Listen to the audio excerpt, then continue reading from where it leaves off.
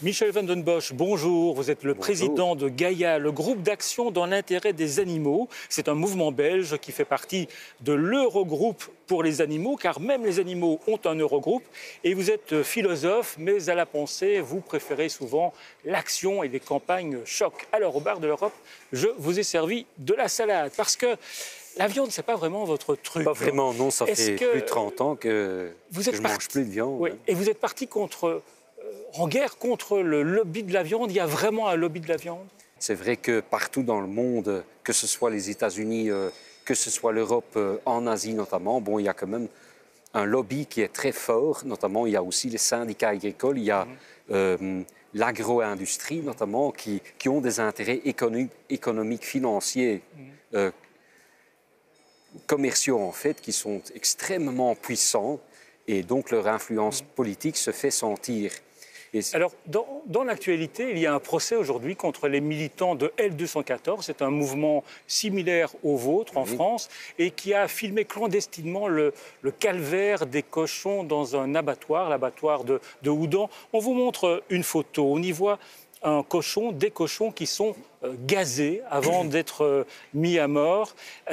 Aujourd'hui, les militants de L214 sont en procès, ils risquent des peines de prison, des amendes. Vous diriez que c'est le monde à l'envers?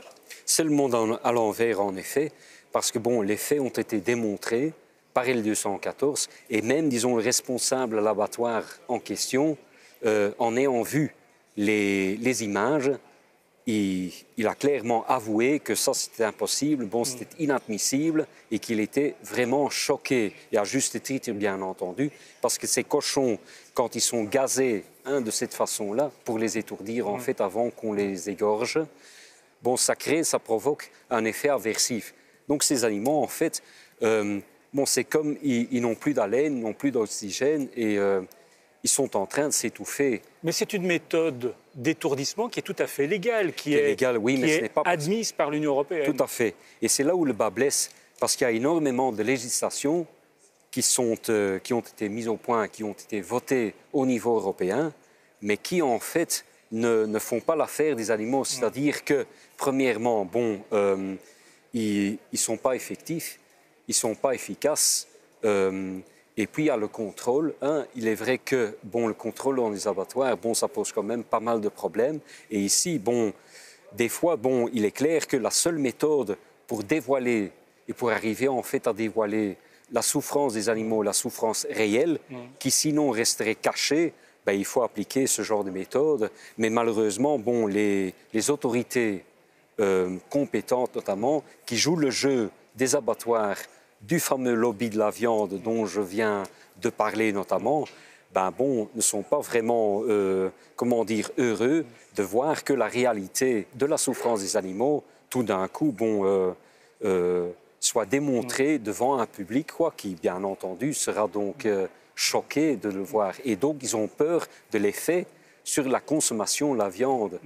Alors, on vous montre une autre photo. C'est une photo d'une de vos campagnes, une campagne choc, un mouton qui pleure parce que vous réclamez que l'on étourdisse les moutons avant de les abattre, alors qu'on le sait, dans la tradition musulmane et juive, effectivement, on interdit l'étourdissement. Est-ce que vous obtenez gain de cause? En Belgique, vous y êtes presque. Ah, absolument. Là, on a vraiment... bon, ça fait 22 ans qu'on mène cette lutte. Ben, nous avons quand même obtenu gain de cause en Wallonie, en Flandre. Maintenant, vous avez parlé, disons, d'une image choc. Mais qu'est-ce qu'il y a de choquant, cette image? Bon, on voit un mouton, on voit cette larme de sang, en fait. Bon, OK, les gens ont compris, quand ils voient ça, ils comprennent, quoi. Mais il n'y a même pas de message, ni rien. Puis c'est un peu une image iconique, pour ainsi dire. Mais je peux vous avouer et je peux vous dire que bon, c'est une campagne extrêmement efficace, une image qui marque, une image qui touche. Mais là aussi, la législation européenne autorise de ne pas étourdir les moutons quand il s'agit d'un rite religieux. À condition que les abattages aient lieu dans un abattoir régulier et reconnu et agréé, en fait, qui répondent à toutes les exigences de la loi. Mais c'est vrai que la loi européenne autorise l'abattage sans étourdissant dans les conditions que je viens d'évoquer. Mais par contre, il y a plusieurs États membres qui ont déjà été plus loin, qui ont légiféré, disons, de manière plus sévère, dont par exemple le Danemark. Ça, c'est un des pays qui a légiféré, disons, de manière plus sévère et qui a obligé l'étourdissement. Ben, maintenant, donc, en Belgique, il y a la région flamande, la région wallonne qui en a fait autant, quoi.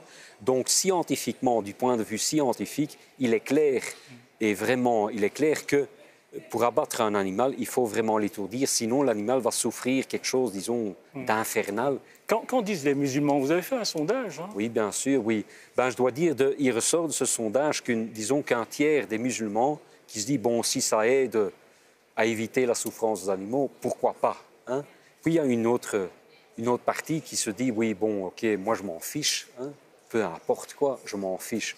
Et puis il y en a qui disent, non, non, non, ça c'est vraiment les obstinés, les intégristes, pour ainsi dire, qui vraiment ne veulent pas entendre parler, disons, de l'étourdissement. Alors que dans certains pays musulmans, la viande étourdie est acceptée, où on accepte la méthode de l'étourdissement à condition qu'elle soit donc réversible. Parce que pour un musulman, il est très important, voire crucial, que l'animal ne meure pas sous l'effet de l'étourdissement. Maintenant, la technique existe. Donc pour nous, il s'agit non pas, disons, d'une attaque contre telle ou telle religion, mais notre seul souci, c'est le bien-être des animaux. Alors Michel Van den Bosch, prenez une petite boule surprise avec une question surprise que vous allez lire à haute voix. Voilà. Et sans crainte. Est-ce que vous pensez à la souffrance de la salade? Ben non, j'y pense pas. Puisque, bon, une salade, bon, rigolons un peu, mais une salade, bon, ça ne souffre pas, ça ne souffre pas quand on croque... Ben non, pas du tout. Donc, alors, il faut dire quand même qu'il y a quand même un long chemin à parcourir, puisque la Commission européenne actuelle, en fait, se fiche éperdument du bien-être animal.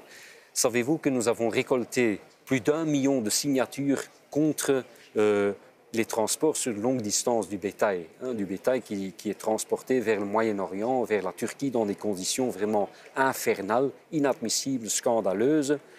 Et puis voilà, nous allons donc remettre cette pétition de plus d'1 million de signatures aux commissaires compétents notamment, et j'espère une bonne fois pour toutes qu'enfin la Commission européenne se décidera de revoir la législation et de réduire la durée du transport, parce que bon, il est quand même scandaleux, inadmissible que des animaux sensibles soient en fait transportés pendant des journées entières, quoi, pour finir dans des abattoirs, et cela dans des conditions vraiment épouvantes. On y pensera devant notre assiette ce soir. Merci Michel Van den Bosch d'être venu au Bar de l'Europe. Avec plaisir, toujours un plaisir.